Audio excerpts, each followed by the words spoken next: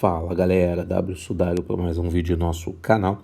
E no vídeo de hoje nós vamos trabalhar problemas modelo Enem sobre razão e proporção.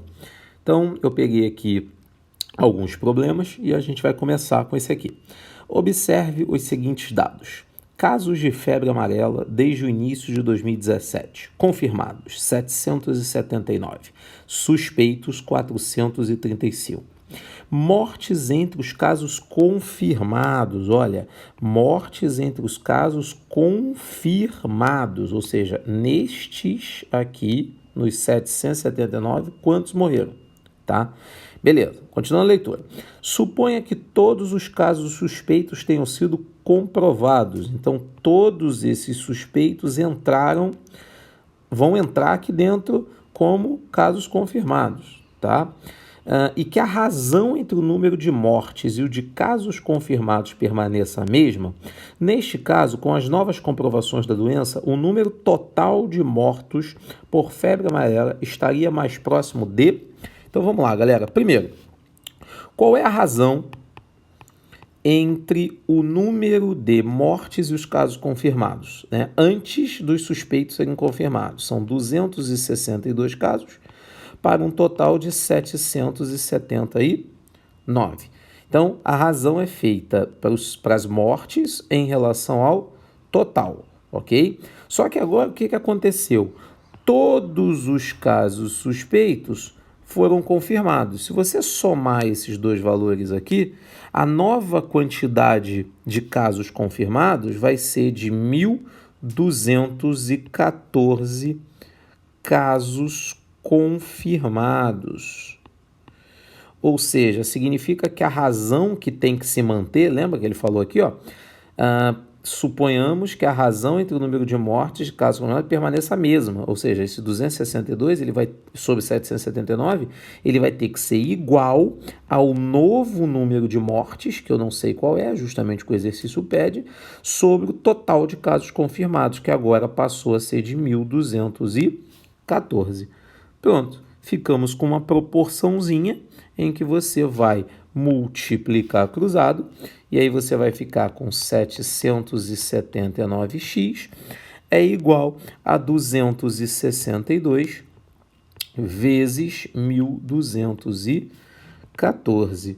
Isso aqui vai resultar para a gente em 779x é igual, fazendo esse produto aí, vai dar 318.068.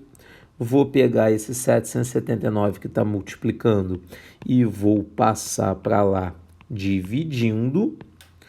Então, você vai ter o número de mortes de aproximadamente, né? Na verdade, aproximadamente 408,3 mortes. Tá? Só que a pergunta é mais próximo de quem? 408. Letra C. Próximo exercício. Em um jogo de boliche, consiste em arremessar uma bola sobre uma pista com o objetivo de atingir e derrubar o maior número de pinos. Para escolher um entre 5 jogadores para completar a sua equipe, um técnico calcula para cada jogador a razão entre o número de arremessos e em que ele derrubou todos os pinos e o total de arremessos, ok? Então vamos lá, galera. O que ele quer? Ele quer a razão entre o número de arremessos dividido para o total. E aí o que ele vai escolher? O técnico, aqui ó, o técnico escolherá o jogador que obtiver a maior razão. Então o que você vai ter que fazer? Você vai ter que pegar esses valores, que são os valores, né, do total, no número de arremessos, que eles derrubaram todos os pinos, para o total de arremessos. Aí você vai ter que fazer uma razãozinha, tá bom? Então vamos lá, jogador 1, qual foi a razão? Foi de 50 para um total de 85 arremessos. Você vai fazer essa divisão, você vai descobrir que essa divisão é 0,58. Então essa é a razão de acertos dele. O segundo jogador, a razão foi de 40 arremessos que ele derrubou todos os pinos para um total de 65, fazendo essa razão da 0,61. Ele já é melhor do que o anterior. 3 vai ser de 20, coitado, esse aqui, né, não dá para ele não. 20 dividido por 50, 0,3. O jogador 4, ele acertou 30 arremessos de um total de 40, ou seja, 0,75, né? 3 quartos, 0,75. Esse aqui é um ótimo candidato. E o 5, 48 para um total de 90 arremessos, 0,53. Então, 0,75 é a minha maior razão. Então, o jogador que vai ser escolhido é o jogador 4, letra D. Próximo problema. Outro do Enem. O anterior era do Enem, esse também. Um automóvel pode ser abastecido com os combustíveis A ou B e tem capacidade para armazenar T litros. O quadro indica os preços e mostra o rendimento deste automóvel por litro quando abastecido com esses combustíveis. Combustível A, ele tem um preço PA e um rendimento de 18 km por litro. O combustível B tem um preço PB e 12 km por litro de rendimento. O dono deste automóvel estabelece duas estratégias de viagem. Em ambas, ele irá abastecer 2 vezes o carro. Então, vai abastecer 2 vezes. O primeiro abastecimento é feito com o tanque vazio e o reabastecimento é feito quando o tanque esvaziar novamente. Ou seja, nunca sobra combustível no tanque, tá? Os reabastecimentos são sempre feitos com o tanque vazio. E aí, quais são as duas estratégias? Primeira estratégia, abastecer meio tanque com o combustível A e depois abastecer 1/4 com o combustível B. Então, ele começa abastecendo com aquele combustível que tem o melhor rendimento, bota meio tanque, e depois 1/4 do tanque com o combustível que tem o menor rendimento.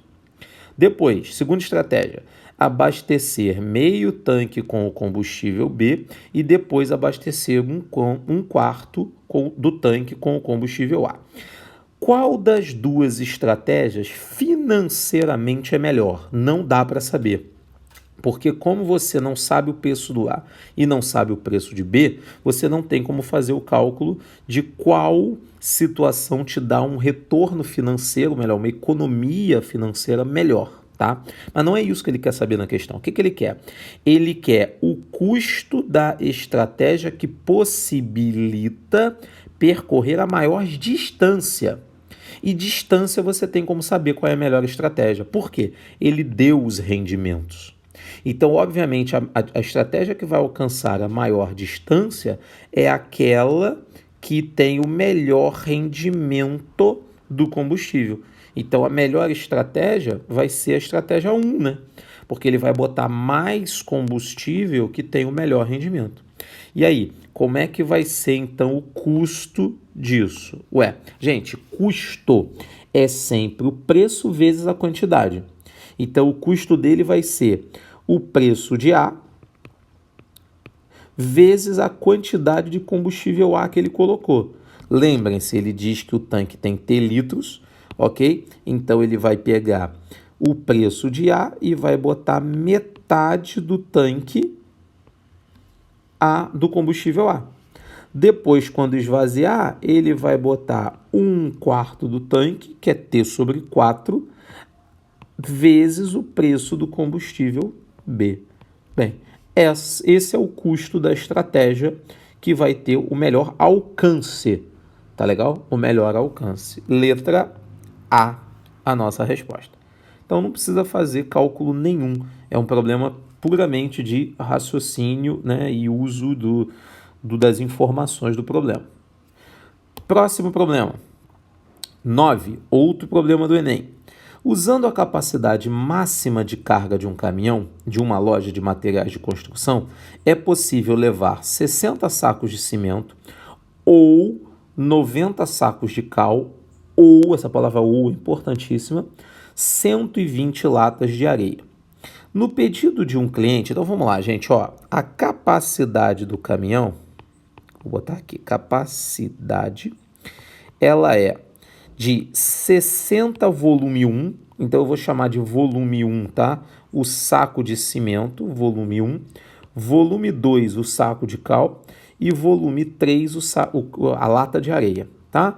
Então, esse caminhão pode levar 60 V1, ou então igual a 90 V2, que é igual a 120 V3. Então, os volumes ocupados por 90, né, por 60 sacos de cimento é o mesmo volume ocupado por 90 sacos de cal, que é o mesmo volume ocupado por 120 latas de areia, tá? E aí vamos ver qual é o pedido do cliente. Qual foi o pedido do cliente?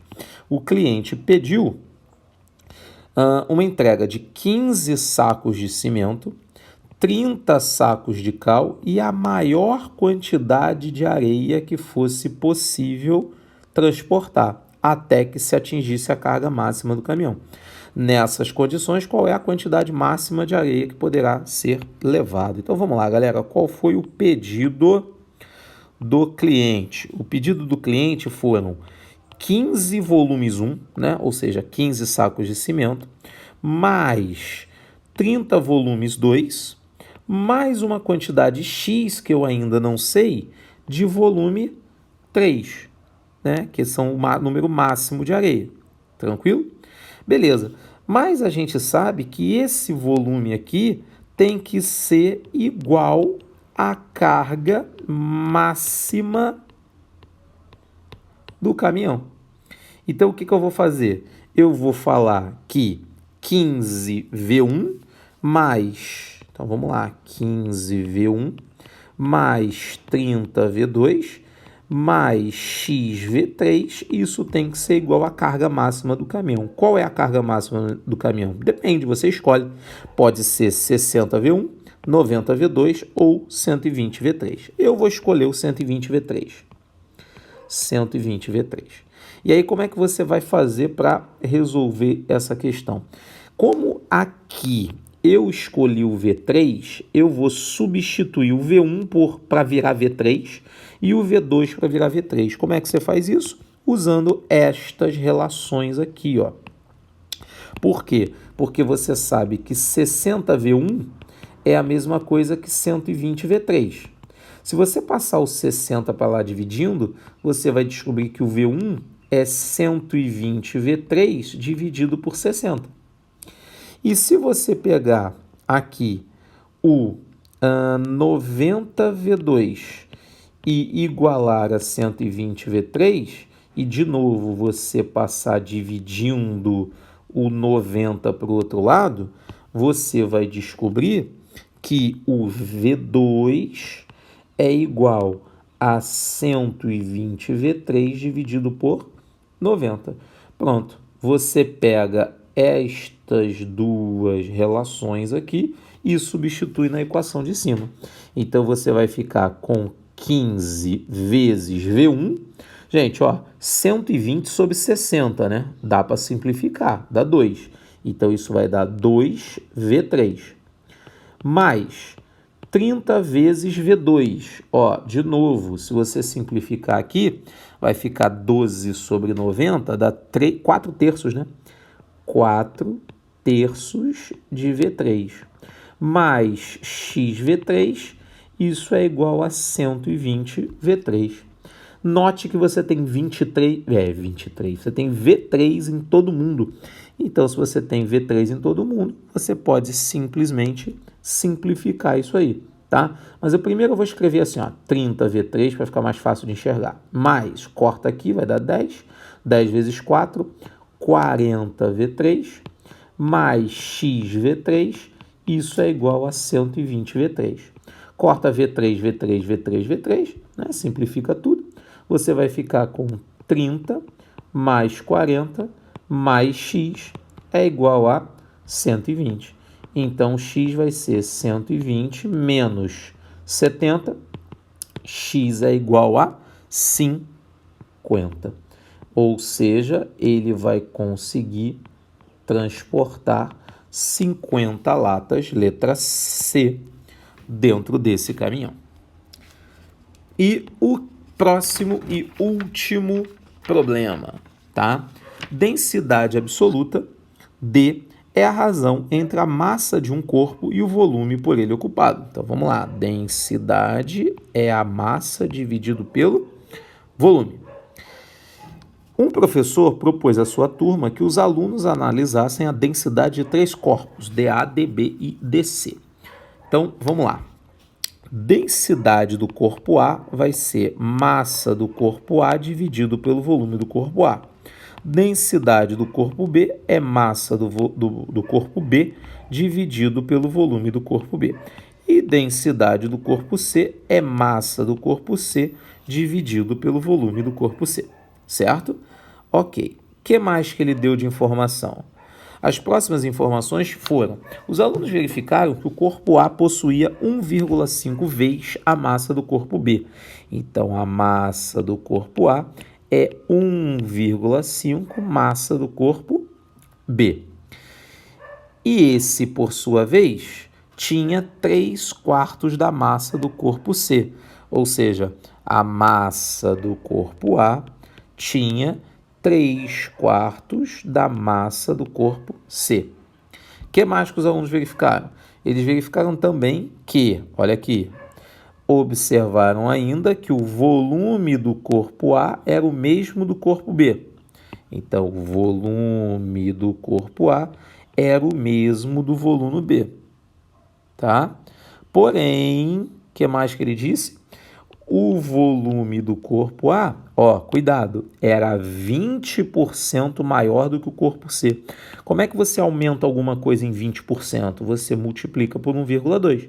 Então, é 1,2 V de C, ou seja, 1,2, 20% a mais do que o volume do corpo C. Agora, o que ele quer? Ele quer saber, após uma análise, os alunos ordenaram corretamente as densidades desses corpos, da seguinte maneira. Então, vamos lá, galera. Como é que eu vou relacionar isso? Bem, eu sei que a densidade do corpo A é a massa do corpo A dividido pelo volume do corpo A. Só que o que ele disse sobre a massa do volume A? Que a massa do volume A a massa de A, ele é 1,5 vezes a massa de B. Então, eu vou substituir, vai ficar densidade de A é 1,5 massa de B dividido pelo volume de A. Só que quanto é o volume de A? Aqui, ele disse que é o mesmo que o volume de B. Então, volume de A é o mesmo que o volume de B. Isso aqui, massa de B sobre volume de B, é a mesma coisa que a densidade de B. Então, aqui eu já descobri que a densidade de A é 1,5 vezes a densidade de B. O que você acabou de descobrir? Você acabou de descobrir que a densidade de A é maior que a densidade de B. Inclusive 50% maior, né? Porque é vezes 1,5, então é 50 vezes maior. A outra comparação que eu vou fazer é a densidade de A comparando agora com a densidade de C. E aí o que você vai ter que fazer, né? Você vai ter que olhar como é que você compara o A com o C. O que ele disse? Ele disse que a massa de A é 3/4 da massa de C. Então você substitui aqui, densidade, massa de A é 3/4 da massa de C, dividido pelo volume de A. Só que o volume de A é 1,2 vezes o volume de C. Então, dividido por 1,2 volume de C. Massa de C sobre volume de C é a densidade de C. Então, daqui você vai descobrir que a densidade de A é 3/4 dividido por 1,2, tá? Isso aqui dá 10 sobre 16, eu poderia até simplificar isso aqui melhor, né? Daria 5/8. 5/8 da densidade de C. E aí o que você descobriu aqui? Você descobriu que como é 5/8, o numerador é menor, esse número é menor do que 1. Então, a densidade de A é menor do que a densidade de C. Com essas duas ordenações você já pode fazer a comparação. Por quê? Porque a densidade de A ela é maior que a densidade de B, que a gente acabou de ver que é 50% maior, né, por essa colocação aqui, mas ao mesmo tempo a densidade de A ela é menor que a densidade de C, porque você pega a densidade de C e multiplica por 0, alguma coisa. Então, essa densidade de A vai ser menor que a densidade de C. Então, essa é a resposta final do seu problema. Densidade de B é menor que a densidade de A, que é menor que a densidade de C. Letra A. Ok? Fizemos 5 problemas modelo Enem envolvendo razão e proporção. Espero que vocês tenham gostado. Não deixem de compartilhar esse vídeo com seus amigos e até o próximo vídeo.